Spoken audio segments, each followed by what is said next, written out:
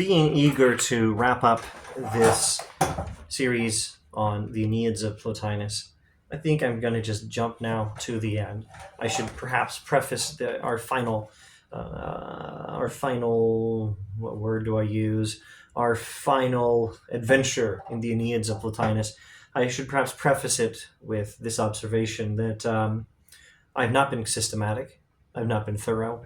I'm introducing some passages and some concepts from the Aeneids of Plotinus.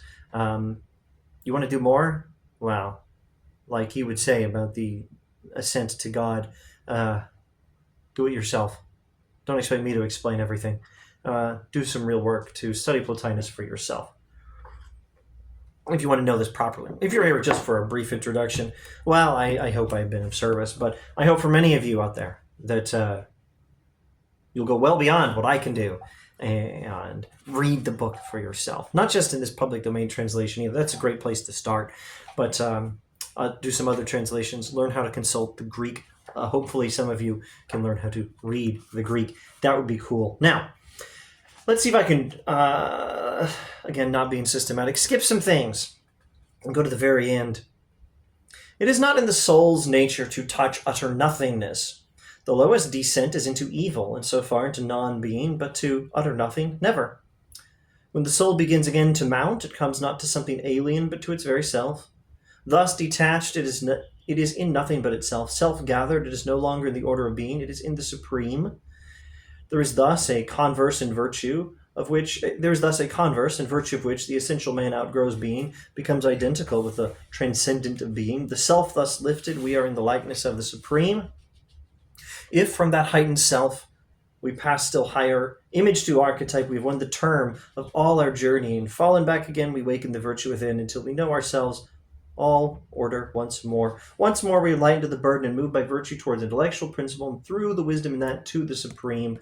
Okay, he's talking about the ascent. Well, first of all, the lowest part of the descent is not complete non-being as such, well, utter nothingness, but to the relative non-being of matter. Here particularly, well, let's just say matter and leave it at that. Let's not elaborate as much as we can avoid it on Plotinian metaphysics in this final video. The beginning of ascent is a lowly material place. The soul mounts up towards God. The soul ascends, except God is perhaps not the best word. The best term we can say for the highest level of ascent is the One. The soul ascends, and in so ascending, comes to know its very self. You don't lose yourself in the ascent. In a very important sense, you find yourself. The soul's true self, your true identity is connected to higher levels of being, connected to higher levels of reality, connected to divinity, connected to ultimately the One. And you can be in God. This is the life of gods. Oh, well, you may not stay up there. You may not stay ascended, but at least in this life, you can ascend to a vision of God, and then a vision of the One, I should say. And then you may descend again, as Plotinus says himself in an earlier passage, which I'm almost certain we covered in this series. It's happened many times that I've ascended up to divinity and then come back down. But this is the life of the gods, he says. This is the life of the gods and of the godlike and blessed among men, liberation from the alien that besets us here, a life taking no pleasure in the things of earth, the passing of solitary to solitary. We can have the life of the gods, even in this life, by ascending to the One. This is not the life of the gods of which Epicurus spoke. His gods were made of matter. His gods are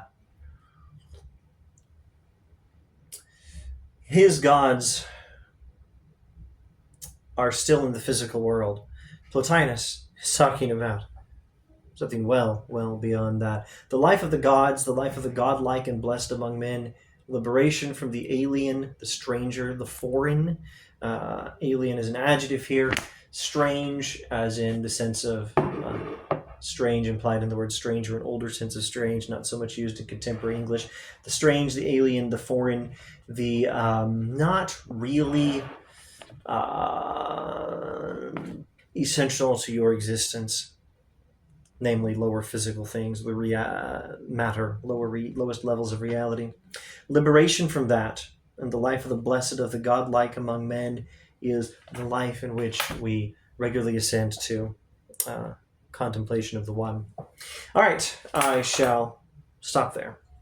Our theme in this final video has been, this is Plotinus' advice on how you can have the life of the gods. But I won't close with that. There's so much religion here. I'll clarify one more time. There's plenty of nice stuff in here that a Christian, in my case specifically a Baptist, a Protestant, a Reformation type Christian, more generally a Western type Christian, not Eastern Orthodox.